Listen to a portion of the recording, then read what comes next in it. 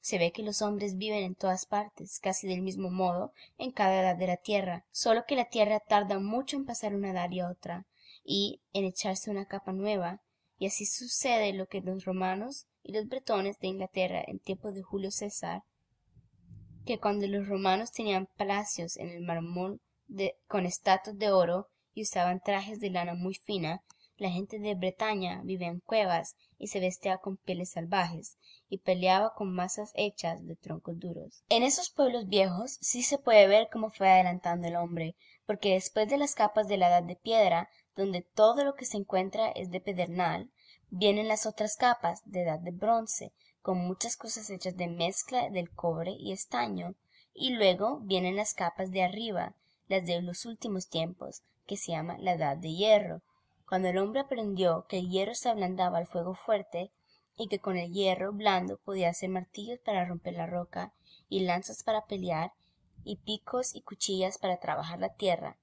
Entonces es cuando ya se ven casas de piedra y de madera, con patios y cuartos, imitando siempre los casucos de rocas puestas unas sobre otras sin mezcla ninguna, o las tiendas de pieles de sus desiertos y llanos. Lo que sí se ve es que desde que vino al mundo el gusto del hombre copiar en dibujo las cosas que veía, porque hasta las cavernas más oscuras donde habitaron las familias salvajes están llenas de figuras talladas o pintadas en la roca, y por los montes y las orillas de los ríos se ven manos y signos raros y pinturas de animales que ya estaban ahí desde hace muchos siglos cuando vinieron a vivir en el país de los pueblos de ahora. Y se ve también que todos los pueblos han cuidado mucho de enterrar los muertos con gran respeto y han fabricado monumentos altos como para estar más cerca del cielo, como nosotros hacemos ahora con las torres. Los terraplaneros hacían montañas de tierra como sepultaban los cadáveres. Los mexicanos ponían sus templos en la cumbre de unas pirámides muy altas. Los peruanos tenían su chulpa de piedra que era una torre ancha por arriba como un puño de bastón. En la isla de Cerdeña hay unos torrones que se llaman Nurag, que nadie sabe qué pueblo eran. Y los egipcios levantaron con piedras enormes sus pirámides y con el porfido más duro hicieron sus obeliscos famosos, donde escribían su historia con los signos que se llamaban jeroglíficos. Ya los tiempos de los egipcios empiezan a llamarse tiempos históricos, porque se puede escribir su historia con lo que se sabe de ellos. Esos otros pueblos de las primeras edades se llamaban pueblos prehistóricos, de antes de la historia, o pueblos primitivos. Pero la verdad es que en esos mismos pueblos históricos hay todavía mucho prehistórico, porque se tiene que ir adivinando para ver a dónde y cómo vinieron. ¿Quién sabe cuándo fabricaron los quechas sus acueductos y sus caminos y sus calzadas en Perú? Ni cuándo los chibchas de Colombia empezaron a hacer sus dijes y sus jarros de oro, ni qué pueblo vivió en Yucatán antes que los mayas encontraron ahí los españoles, ni dónde vino la raza desconocida que levantó los terraplenes y las casas pueblos en América del Norte. Casi lo mismo sucede con los pueblos de Europa, aunque ahí se ve que los hombres aparecieron a la vez como nacidos de la tierra en muchos lugares diferentes,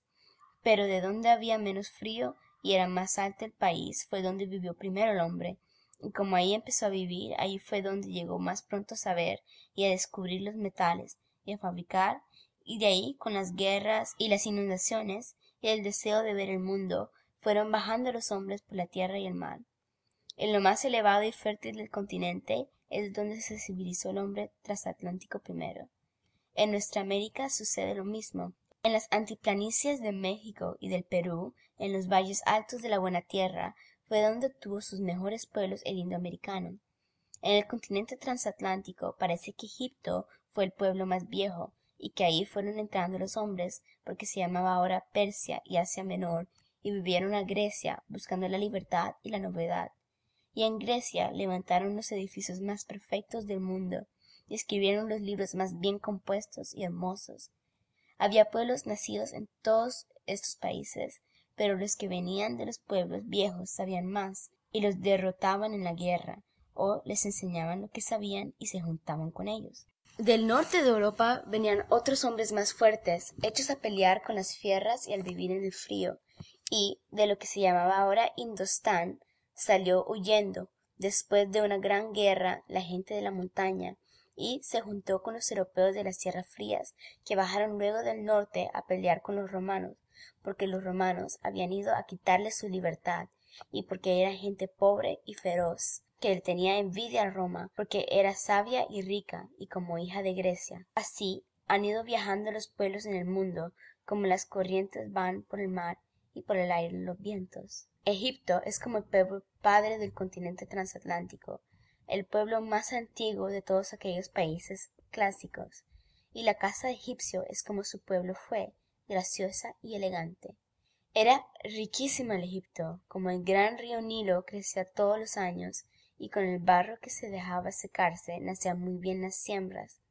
así que las casas estaban como en alto por medio de las inundaciones. Como allá hay muchas palmeras, las columnas de las casas eran firmes y altas, como las palmas, y encima del segundo piso tenían otros sin paredes, con un techo chato, donde pasaban la tarde al aire fresco, viendo el Nilo lleno de barcos que iban y venían con sus viajeros en sus cargas, y el cielo de la tarde, que es el color de oro azafrán. Las paredes y los techos están llenos de pinturas de su historia y religión, y les gustaba el color tanto, que hasta la estera con que cubrían el piso era de hierbas de colores diferentes. Los hebreos vivieron como esclavos en el Egipto mucho tiempo, y eran los que mejor sabían hacer ladrillos. Luego, con su libertad, hicieron sus casas con ladrillos crudos, como nuestros adobes, y el techo era de vigas de sicomoro, que es su árbol querido. El techo tenía un borde como las azoteas, pero con el calor subía la gente ahí a dormir, y la ley mandaba que fabricasen los techos con muro para que no cayese la gente a tierra. Solían hacer sus casas como el templo de que fabricó su gran rey Salomón, que era cuadrado, con las puertas anchas de abajo y estrechas por la comisa, y dos columnas al lado de la puerta. Por aquellas tierras vivían los asirios, que fueron pueblo guerreador. Por aquellas tierras vivían los asirios, que fueron pueblo guerreador, que les ponía a sus casas torres como para ver más de lejos al enemigo, y las torres eran de almenas, como para disparar el arco desde seguro. No tenían ventanas, sino que les venía luz del techo. Sobre las puertas ponían a veces piedras talladas con alguna figura misteriosa, como un toro con cabeza de hombre o una cabeza con alas. Los fenicios fabricaron sus casas y monumentos con piedras sin labrar, que ponían unas sobre otras como los etruscos. Pero, como eran gente navegante que vivía del comercio, empezaron pronto a imitar las casas de los pueblos que veían más, que eran los hebreos y los egipcios, y luego las de los persas, que conquistaron en la guerra el país de Fenicia. Y así fueron sus casas, con la entrada hebrea y la parte alta como las casas de Egipto, o como las de Persia. Los persas fueron pueblo de mucho poder, como hubo tiempo en que todos esos pueblos de los alrededores vivían como esclavos suyos. Persia es la tierra de joyas, los vestidos de los hombres, las mantas de los caballos, los puños de los sables, todo está ahí lleno de joyas. Usan mucho el verde, del rojo y del amarillo. Todo les gusta de mucho color y muy brillante y esmaltado. Les gustan las fuentes y los jardines, los velos de hilo de plata, la pedrería fina. Todavía hoy son así los persas, y ya en aquellos tiempos eran sus casas de ladrillos de colores, pero no de techo chato como de los egipcios y hebreos, sino con una cúpula redonda, como imitando la bóveda del cielo. En un patio estaba el baño, en que echaban olores muy finos, y en las casas ricas había patios cuadrados, con muchas columnas alrededor, y en medio de una fuente entre jarrón de flores. Las columnas eran de muchos trozos y dibujos, pintados de colores con fajas y canales, y del capitel hecho con cuerpos de animales, y pecho verde y collar de oro. Junto a Persia estaba el Indostán, que es de los dos pueblos más viejos del mundo, y tiene templos de oro, trabajos como trabajan las platerías de filigrina, y otros templos cavados en la roca, y figuras de sus dios Buda cortadas a pico de la montaña. Sus templos, sus sepulcros, sus palacios, sus casas, son como su poesía, que parece estar escrita con colores sobre marfil, y dice las cosas como entre hojas y flores. Hay templo en el Indostán que tiene 14 pisos, como la pagoda de Tanjore, y está todo labrado desde los cimientos hasta la cúpula, y las casas de los hindús de antes eran